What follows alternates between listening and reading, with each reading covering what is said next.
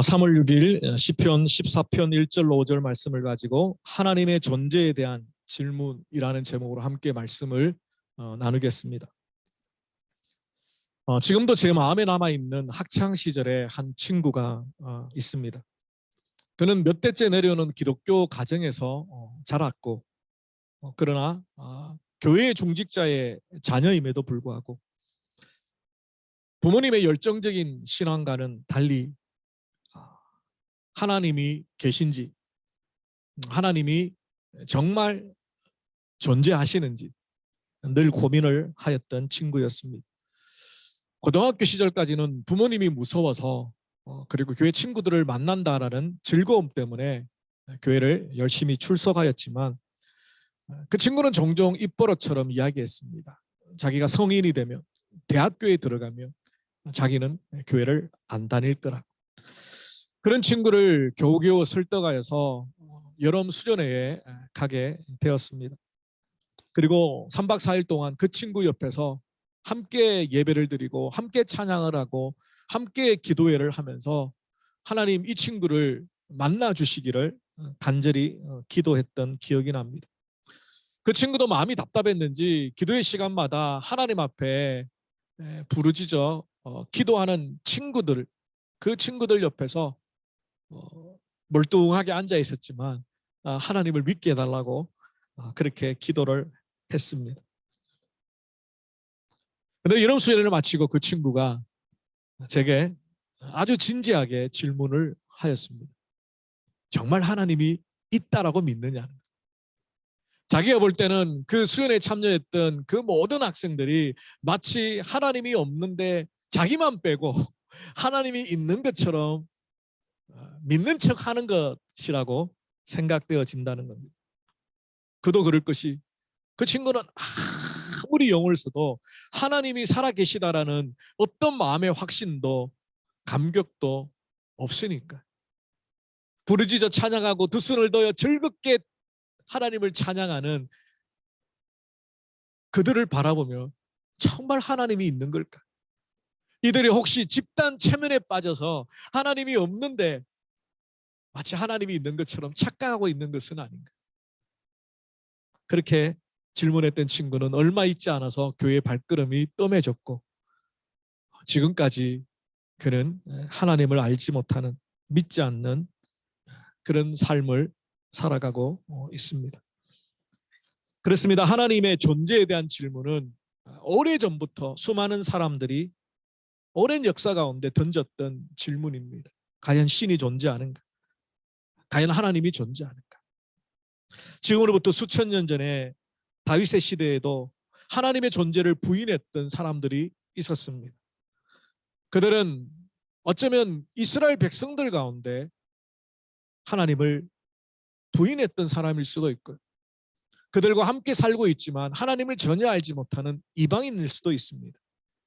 그런데 그들은 하나님이 없다라고 공공연하게 외치며 다녔던 사람입니다.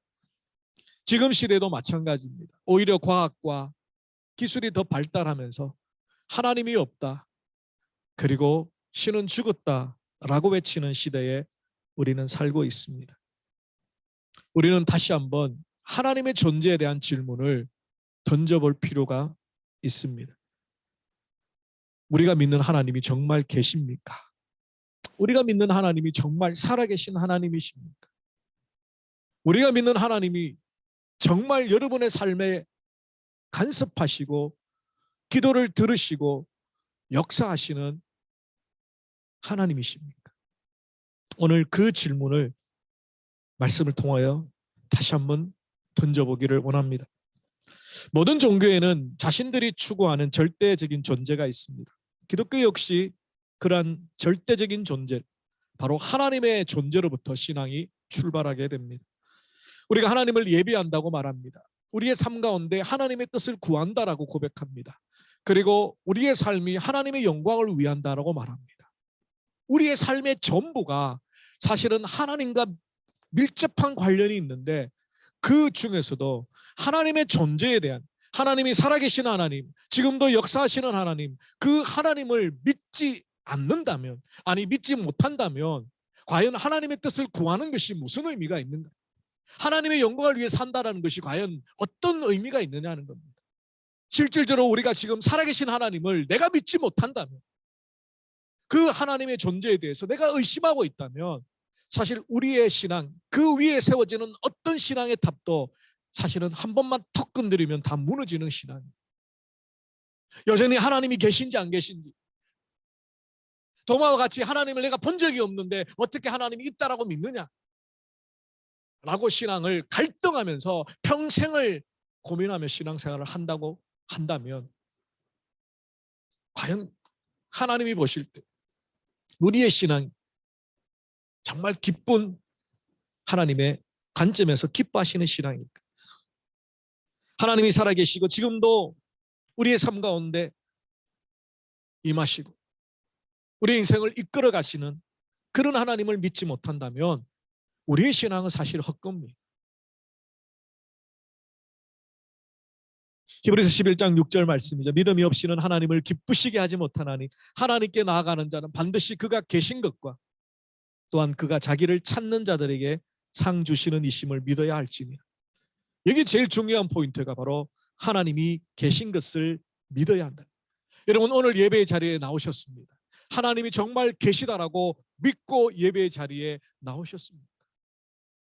하나님이 정말 살아계신 하나님, 내 찬양을 들으시는 하나님, 나의 이 예배를 받으시는 하나님, 지금도 하늘의 영광의 보좌에서 우리를 바라보시며 나를 바라보시며 우리의 예배를 감격스럽게 받으시는 하나님, 그 하나님을 의식하지 아니하고 드리는 예배는 그냥 종교 예식입니다. 내 스트레스 풀려고 하는 찬양, 내 아쉬움과 답답함을 토로하는 기도일 뿐입니다. 우리의 예배의 대상이 분명하게 고백되어져야 됩니다. 우리의 기도의 대상이 분명히 고백되어져야 됩니다. 우리는 지금 살아계신 하나님 앞에 예배하고 있습니다. 그래서 제가 늘 이야기한 말씀을 전하는 저나 예배를 인도하는 찬양팀이나 저나 다 예배를 받는 자가 아니라 하나님 앞에 예배하는 자라. 말씀을 전하지만 이 말씀이 다시 회종을 거쳐 제게 하시는 하나님의 말씀으로 제가 선포하고 있습니다. 제가 기도하고 일주일 동안 말씀을 준비했지만 이 말씀은 제게서 나오는 말씀이 아니라 말씀을 통하여 하나님께서 저를 통해 주시는 하나님의 말씀, 그리고 그 말씀은 예외 없이 저에게도 가장 먼저 적용되어져야 되는 말씀. 그래서 제 스스로 묻습니다. 이치영 목사, 너는 정말 하나님이 살아계심을 믿고 지금 예배하고 있는가? 하나님이 찾으시는 진리로 예배하는 그 예배자가 되기를 소망하고 있습니다. 그 모든 근본적인 질문의 핵심은 하나님이 계시다라고 믿는, 살아계신 하나님, 지금 나와 함께 하시는 하나님, 내 기도를 들으시고 응답하신 하나님, 그 하나님을 믿는 믿음이 있느냐. 그래서 사단은 오랜 역사 가운데 하나님의 존재를 부정하려고 끊임없이 우리를 공격합니다. 때로는 과학적인 지식, 실증적인 실험에 의하여서 눈에 보이는 그렇지 않는 것은 없다. 때로는 과학적인 지식이, 때로는 철학적인 논쟁이, 유명한 철학자들이 신이 없다라고 이미 이야기했죠.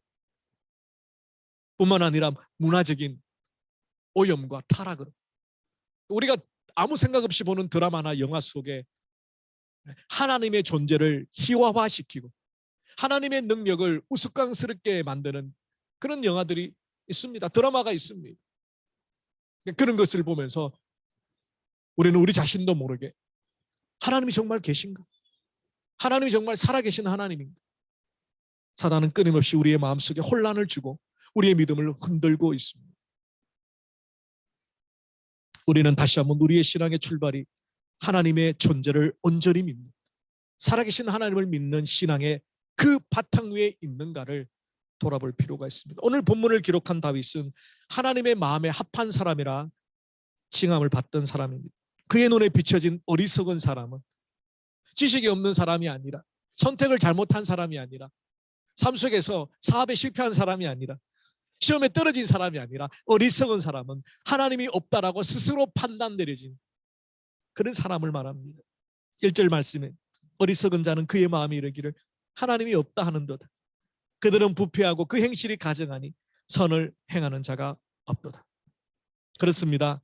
자신을 만드신 하나님의 존재를 부인한다면 자신이 누구인지, 내 삶의 목적과 이유가 무엇인지, 내가 지금 어떤 삶으로 방향으로 살아가고 있는지, 100년 안팎의 이 짧은 인생이 과연 어떤 의미가 있는지 그것을 다 놓쳐버리는 거죠. 왜냐하면 우리 인생을 만드신 하나님과 관계 속에서 그 질문을 찾아가는 것이 우리의 인생이기 때문입니다. 하나님이 우리를 하나님의 형상과 모양대로 만드시고, 그래, 너가 왜 이 땅에 존재하는지, 너가 오늘 무엇 때문에 살아가는지, 무엇을 위하여 살아가야 되는지 내가 가르쳐 줄게. 내가 알려줄게. 왜냐하면 내가 너를 만든 이유가 그것이기 때문에. 그래서 우리는 어쩌다가 우연히 태어난 존재가 아닙니다. 하나님의 특별한 계획과 섭리 가운데 하나님의 영광을 위하여, 하나님의 목적을 이루기 위하여 이 땅에 존재합니다. 그러므로 우리의 매일매일의 삶은 이 살아계신 하나님과의 바른 관계 속에 하나님께 그 음성을 듣고 하나님의 말씀을 통하여 내가 누구인지의 아이덴티티를 잃어버리지 말고 내 삶의 사명의 바른 길을 잊어버리지 말고 살아가기 위하여 끊임없이 하나님과 교제해야 한다는 것. 그런데 이 어리석은 자는 자신의 몇 가지 판단의 기준을 가지고 하나님이 없다라고 도장을 꽉 찍어버립니다. 인간의 어리석음. 하나님의 생각과 하나님의 뜻은 더 높고 깊은데 몇 가지 자신에게 일어난 상황이나 사건을 통해서 하나님이 없다라고 판단해버리고 아무렇게나 살아가는 불쌍한 인생을 향하여 다윗은 어리석은 자다. 참 어리석은 자.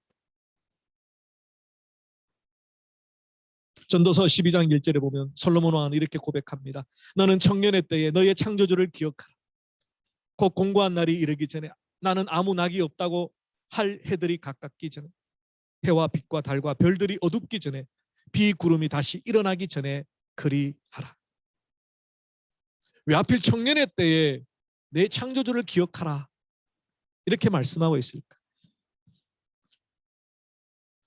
학창시절에 이 전도서의 말씀을 가지고 많은 목사님들이 말씀도 하시고 수련회도 참여도 했습니다. 그때는 이 말씀이 무슨 의미인지 제대로 잘 몰랐습니다.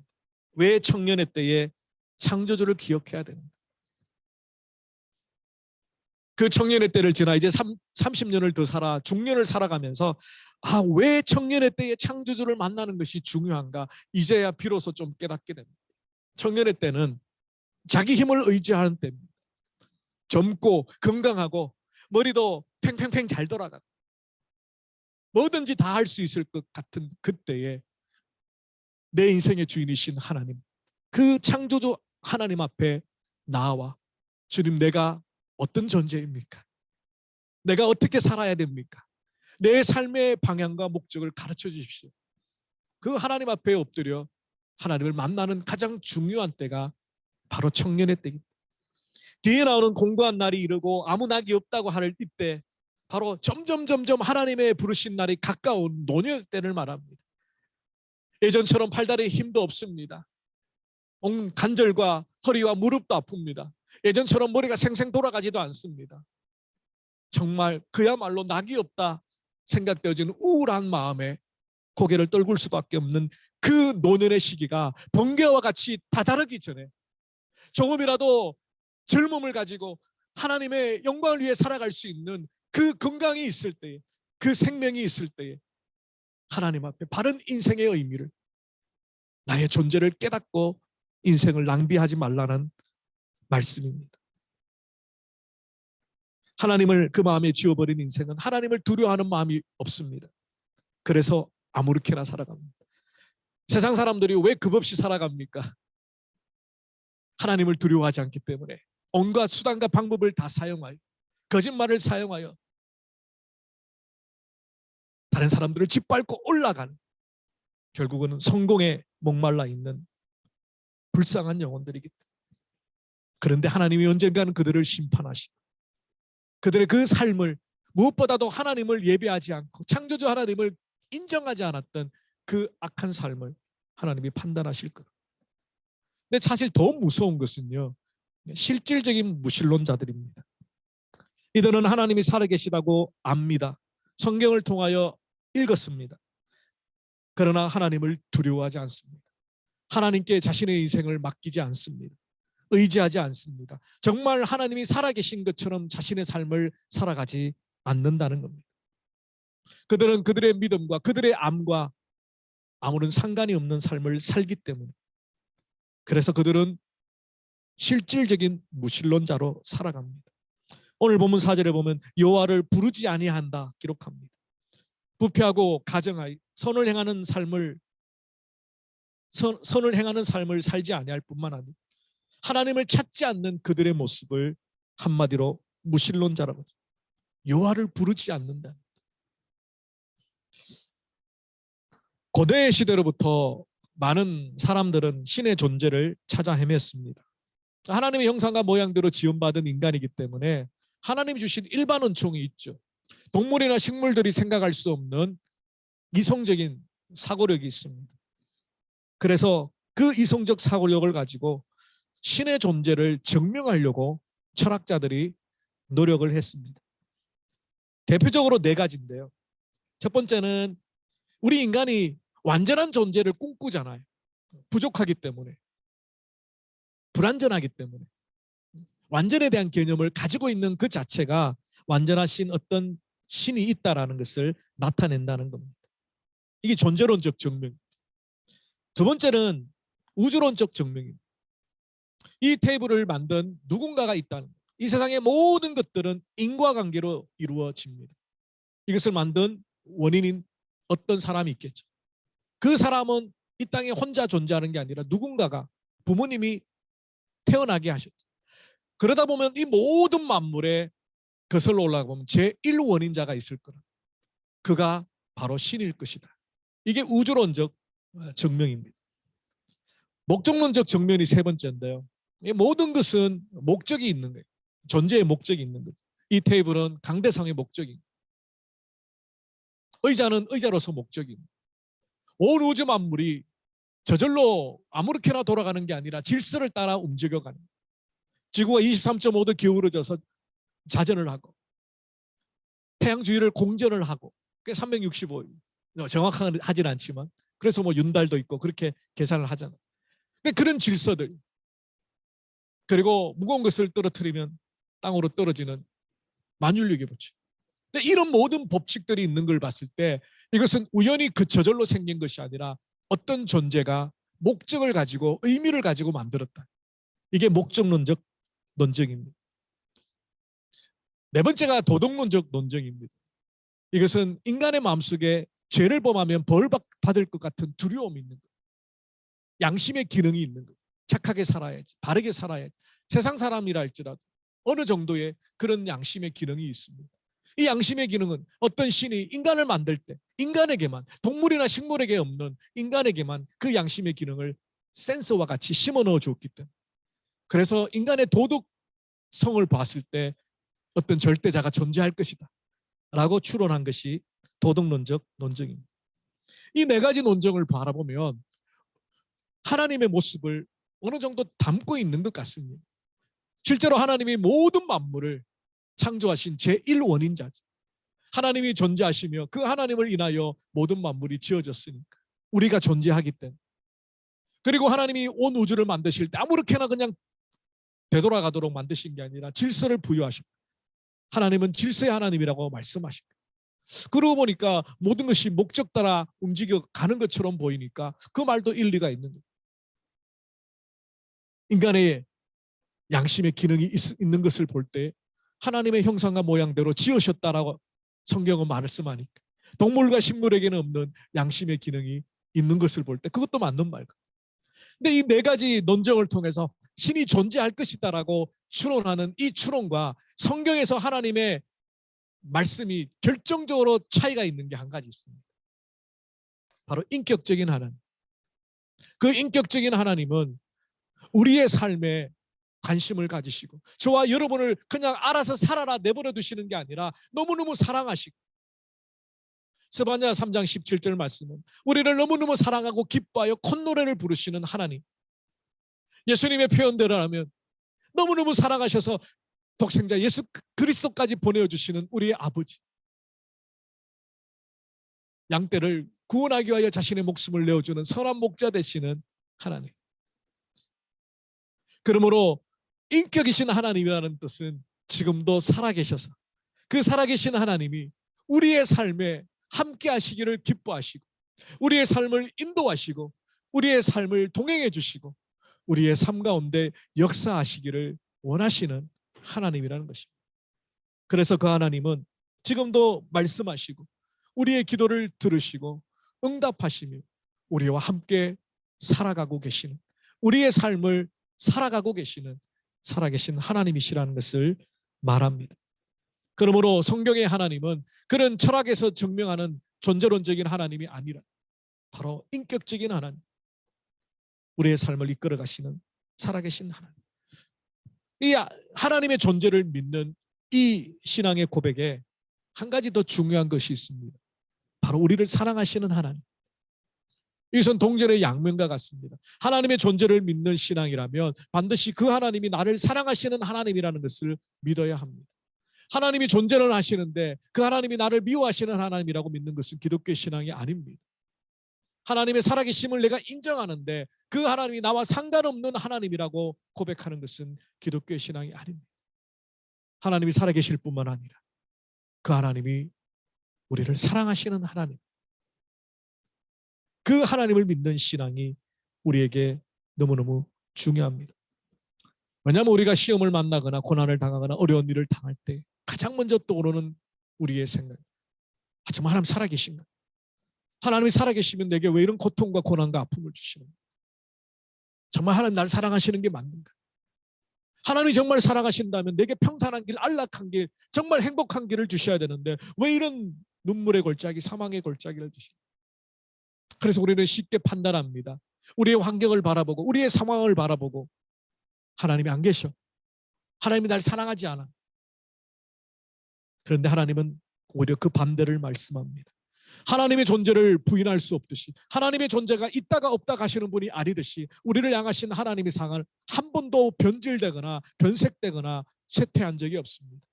영원 전부터 우리를 택하신 하나님의 그 사랑은, 예수 그리스도를 이 땅에 보내시는 그 하나님의 사랑은, 영원한 천국을 예비하고 우리를 기다리시는 그 하나님의 사랑은 처음부터 끝까지 동일하시다는 거예요. 우리는 우리의 닥쳐진 상황과 환경을 따라서 때로는 하나님의 사랑을 의심하기도 하고, 하나님 왜 그렇습니까? 항변하기도 하지만 하나님은 우리에게 말씀, 한결같이 우리를 사랑하신다. 그러므로 우리는 하나님의 살아계실 고백할 뿐만 아니라 그 영광의 하나님이 우리를 사랑하시기를 기뻐하시고 우리의 삶을 다스리시기를 기뻐하시고 우리의 삶을 동행하시기를 기뻐하시고 나와 교제하며 이 땅의 삶을 살아가시기를 기뻐하시는 살아계신 하나님이심을 고백해야 합니다. 성경의 믿음의 사람들을 보면요, 늘 1년 360일 똑같이 그런 신앙으로 살았던 건 아닌 것 같아요. 성경의 사람들도 사람이니까 어려운 일 당하면 힘들죠. 속상한 일 만나면 막 울분이 터지죠. 시편 89편 46절에 보면 시편 기자가 이렇게 고백합니다. 여호와여, 언제까지니까? 스스로 영원히 숨기시리까? 얼마나 답답했으면 하나님은 왜 자꾸 숨어 계시냐? 지금 내 기도를 들으시고 즉각 응답하시며 살아계신 하나님을 짠 하고 증거해 주시면 너무 좋겠는데 왜 숨기시고 계십니까? 이사야 선지자도 똑같은 고백을 합니다. 이사야 45장 15절 말씀, 구원자 이스라엘의 하나님이여 진실로 주는 스스로 숨어 계시는 하나님이십니다. 하나님의 역사가 눈에 보이지 않으니까, 하나님의 즉각적인 기도 응답이 보이지 않으니까 하나님 숨어 계시다 느껴질 만큼 답답함을 토로합니다. 하박국 선지자도 고백합니다. 여호와여, 내가 부르짖어도 주께서 듣지 아니하시니 어느 때까지리까? 내가 강포로 말미암아 외쳐도 주께서 구원하지 아니하시나이다. 어디 선지자들 뿐입니까? 예수님도 똑같은 고백을 합니다. 마태복음 27장 46절. 예수께서 크게 소리질러 이르시되 엘리 엘리 나바 사박다니, 이는 곧 나의 하나님 나의 하나님 어찌하여 나를 버리셨나이까 하는 뜻이라. 예수님께서 이런 절규를 하실 수밖에 없는 이유는 바로 우리 죄 때문이죠. 우리의 죄로 인하여 우리가 하나님께 분리되어지는 그 형벌을 예수님이 대신 십자가에서 받으심으로 우리는 그 형벌을 면하게 된 겁니다. 삼위일체신 하나님이 분리되어지는 고통, 하나님 아버지께 버림받는 고통, 그 십자가의 절규는 우리의 죄를 대신 감당하시기 위한 예수님의 사랑이라는 것. 미국의 기독교 작가인 필립 얀시는 하나님 당신께 실망했습니다라는 책에서 이렇게 말합니다. 하나님에 대해 전혀 실망하지 않는 사람이 있다면 그는 분명 무신론자이다. 무신론자는 하나님께 아무것도 기대하지 않기 때문입니다. 그러므로 때때로 우리의 삶 가운데 하나님이 숨어 계신 것처럼 느껴지고, 하나님 정말 즉각적인 기도의 응답을 기다리지만 그런 기도의 응답이 없는 것처럼 보여지는 상황에서 좌절하고 실망하고 낙심합니다. 여러분, 오히려 그것이 우리가 하나님을 기대하는 것, 하나님을 믿고 있다라는, 하나님의 도우심 밖에는 강구할 것이 없다라는 처절하게 믿음의 막다른 골목으로 우리를 이끌어 가시는 하나님의 은혜임을 믿으시기 바랍니다. 여러분, 때로는 속상하고 힘들고 어려워서 하나님 정말 계십니까? 그런 기도를 드릴 수 있는 것은 하나님을 기대하겠다. 하나님만이 내 문제를 해결할 수 있는 유일한 분이라는 것을 믿고 그분에게만 매달려 있기 때문에 하나님을 믿고 있는 믿음이라는 것을 우리는 기억해야 합니다. 오늘 본문 5절 말씀은 결론의 말씀이죠. 그러나 거기서 그들은 두려워하고 두려워하였으니 하나님이 의인의 세대에 계심이로다. 저는 이 말씀을 묵상하면서 너무너무 마음이 벅찼습니다. 그러나 세상이 아무리 하나님 없다고 외치고 아무리 불신자들이 하나님은 죽었다라고 외쳐도, 그러나 거기서, 바로 거기서 우리의 삶이 아무런 변화가 일어나지 아니하고 어쩌면 절망과 좌절 가운데 사망의 엄침한 골짜기를 가는 것 같은 두려움이 있다 할지라도 거기서 하나님이 의인들과 함께 계시다는 겁니다. 우리의 상황이 변화되지 않는 것처럼 보여도, 환경과 형편이 변화되지 않는 것처럼 보여도 하나님은 지금 거기에서 여러분과 함께 계시다는 것. 그 자체가 이제 하나님의 놀라운 일을, 하나님의 영광을 위한 하나님의 때가 되면 하나님이 일하실 것을 보여주시고 계십니다. 그렇습니다. 성경은 하나님의 존재를 증명하지 않고 선포함으로 시작합니다. 창세기 1장 1절 말씀이죠. 태초에 하나님이 천지를 창조하시니라. 하나님은 우리에게 하나님의 존재를 믿어달라고 설득하거나 애걸하지 않습니다. 하나님은 그저 선포하십니다. 하나님이 천지를 만드셨다. 인간의 이성적 사유로 하나님의 존재를 증명할 수 없기 때문에 하나님의 그 크심을 우리의 짧은 머리로, 우리의 경험으로 판단할 수 없기 때문에 우리는 그저 선포된 하나님의 말씀을 믿음으로 받아들이고 우리의 삶 가운데 그 하나님을 체험하며 경험함으로 그 크신 하나님을 알아가는 것이 우리의 삶의 가장 복된 일임을 우리는 믿습니다. 여러분의 삶 가운데 그 하나님이 살아계시고 말씀 속에 갇혀져 있는, 문자에 갇혀진 하나님이 아니라 이 말씀이 내 삶 가운데 툭 튀어나와 내 삶을 이끌어 가신 20대, 30대, 40대, 50대, 아니 90대, 100대 주님 앞에 서는 그날까지 말씀 속에 하나님이 내 삶에 동행해 주신 살아계신 하나님으로 경험합니다. 그 하나님을 천국에 가서 하나님을 배웠기를 원합니다. 제가 그런 고백을 한 적이 있죠. 이 땅에 사는 동안 하나님과 별로 안 친하다가 천국에서 하나님 만나면 하나님 어색합니다. 낯섭니다. 아유, 하나님 맞습니까? 야, 나도 너가 좀 낯설다. 우리가 이 땅에 사는 동안 매일 하나님의 말씀을 통하여, 기도의 무릎을 통하여, 아니 기도의 호흡을 통하여 하나님 오늘 하루 이렇게 시작합니다. 월요일 귀찮고 일하러 가기 싫은데, 근데 하나님 저랑 같이 동행해 주실 거지. 그 일터에서, 그 학교에서, 그 삶의 자리에서 주님 나와 함께 하시죠. 그 하나님과 친밀한 교제를 나누다 천국에 가면 정말 얼굴과 얼굴을 맞대고 보는 것 같은 감격과 기쁨이 천국에서일 것입니다. 아, 내가 기대했던 것보다 하나님 더 멋지셔. 사실 천국은 우리가 상상할 수 없는 것입니다. 우리가 아무리 하나님을 비유적으로 하나님의 그 크신 사랑을 아무리 문학적으로 표현해도 천국에 딱 들어가서 천국 문을 딱 들고 딱 보는 순간에 야, 그 말밖에 할 게 더 있겠습니까? 그 천국에 어느 누구도 낙오되지 않고 우리 모두 다 하나님 앞에 섰으면 좋겠습니다. 멜번 제자교회 12진조문 중에 1번 문에서 다 같이 모여서 주님 앞에 예배하고 찬양합니다. 지난 2월 26일 날 한국의 최고의 지성이라고 알려져 있는 이어령 박사님이 소천하셨습니다. 그는 문학가로서 한국의 초대 문화부 장관 그렇게 직임을 받았고 수많은 에세이와 문학평론 글을 쓰는 소위 말하는 글쟁이입니다. 그가 예수님을 믿지 않았던 철저한 무신론자였어요. 근데 그의 따님께서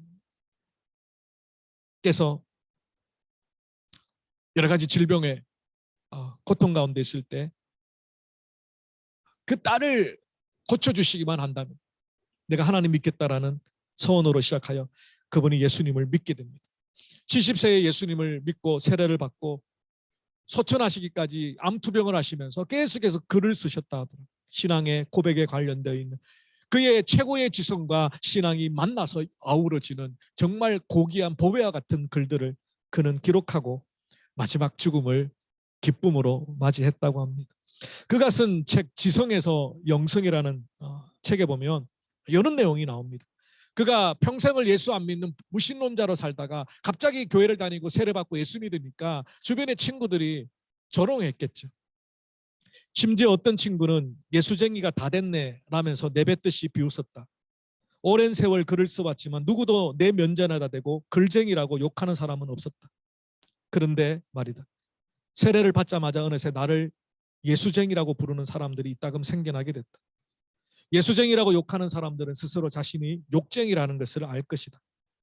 그렇기 때문에 나는 아무 대꾸도 하지 않았다. 화도 내지 않았다. 세례를 받자마자 갑자기 성인군자가 돼서 그러는 게 아니다.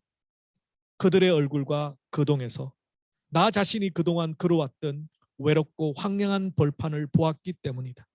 남을 찌르지 않고서는 살아갈 수 없는 사막의 정갈 같은 슬픈 운명 말이다. 그리고 또 성경에 이미 너희가 내 이름으로 인하여 모든 사람에게 미움을 받을 것이나 나중까지 견디는 자는 구원을 얻으리라는 말이 쓰여 있기 때문이다. 그들의 가슴 속에도 거북한 무엇이 암종처럼 자라고 있기 때문에 그러는가 보다. 겉으로는 강한 싸움꾼인 척하지만 옆에서 누군가 한마디 훈수를 하고 조금만 역성을 들어주면 금세 어린애처럼 울음을 터뜨리는 약한 무신론자들이기 때문이다. 아마 그 이어령 박사님은 자신이 무신론으로 살아왔던 그 외로움과 연약함을 그 친구들에게서 보았던 것 같아요. 그들은 여전히 하나님이 없다라고 외치는 무신론자예요. 자기는 그 무신론의 세계를 넘어 하나님의 살아계심을 경험했는 믿는 자가 되었어요. 얼마나 그들이 채건하고 불쌍한 약한 무신론자, 악한 무신론자가 아니라 약한 무신론. 저도 종종 전도를 하다 보면 하나님이 어디 있어요? 하나님이 있으면 보여줘요 하는 분이면 야, 참 못됐다 생각했는데 이 글을 읽고 마음을 바꾸기로 했습니다. 악한 무신론자가 아니라 약한 무신론자. 하나님 없이 살아가는 불쌍한 인생, 어리석은 인생, 참 어디다 대고 하소연할 데 없는, 어디다 대고 내 인생의 의미를 찾아 묻지 못하는 정말 불쌍한 인생. 그들이 바로 무신론자고. 말씀을 정리하겠습니다. 사랑하는 성도 여러분, 하나님은 살아 계십니다. 오늘 말씀을 통하여 선포합니다. 대체 하나님이 천지를 창조하신, 비록 우리의 감각이나 우리의 손으로 만질 수 없지만 하나님은 지금도 살아 계셔서 우리의 한숨과 우리의 눈물의 기도를 들으시고 하나님의 가장 좋은 뜻으로 가장 선하신 방법으로 우리의 삶을 인도해 가십니다. 비록 우리의 현실은 한숨과 고통의 연속이라 할지라도 우리의 삶 가운데 우리를 붙들고 가시는 그 하나님을 믿고 의지하며 남은 우리의 인생을 살아계신 하나님을 체험하고 경험하며 하나님과 동행하며 승리하시는 저와 여러분 되시기를 주님의 이름으로 축원합니다. 기도하겠습니다. 살아계신 주님 감사합니다. 오늘 말씀을 통하여 하나님이 우리에게 존재하시는 하나님이심을 다시 한번 확인하고 우리의 눈으로 우리의 손으로 만질 수 없지만 영이신 하나님 살아계셔서 우리의 기도를 들으시고 우리의 한숨을 들으시고 우리의 눈물을 닦아주시고 우리를 품에 품으시고 이 험악한 세상을 승리케 인도하여 주심을 바라봅니다. 하나님, 우리 가운데 하나님이 계신지 안 계신지, 하나님 살아계셔서 나를 사랑하시는 하나님인지 아닌지 의심하며 여전히 고민하는 성도들이 있습니까? 오늘 이 시간 이후로 살아계신 하나님을 내 마음에 모시고 그 하나님이 내 손을 붙들고 이 험악한 세상 광야를 이끌어 가시는 살아계신 하나님을 믿고 승리하도록 도와주시옵소서. 감사하고 우리 주 예수 그리스도 이름으로 기도 올리옵나이다. 아멘. 우리 다